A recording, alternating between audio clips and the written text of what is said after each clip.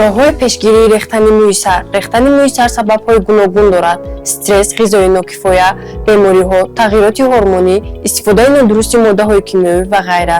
барои пешгирии ин ҳолат мо ба шумо роҳҳои зеринро тавсия медиҳем. ғизои солим.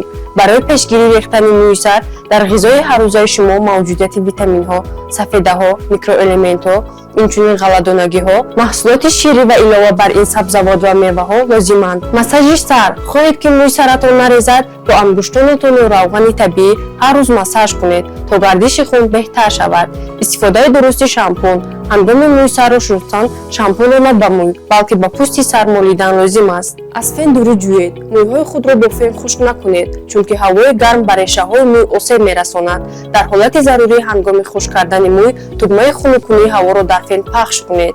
мӯи саратонро бо оби гарм нашӯед. оби гарм ба истеҳсоли равғани иловагӣ таҳким бахшида, бо пӯсти сар мӯй осеб мерасонад. мӯйро бо оби ширгарм шустан лозим аст. ба тозагӣ риоя намоед. чиркин ва равғанӣ шудани мӯи сар низ метавонад боиси рехтани мӯйҳо гардад.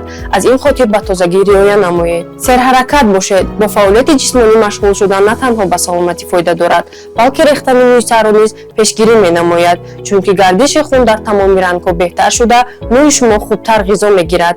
бехобӣ душмани ҳусн. душмани аз ҳама бузургтарини ҳусни инсон ин бехобӣ мебошад. хоҳед ки мӯи саратон нарезад, шабҳо барвақт хоб кунед, то ин ки аз хоб сер шавед.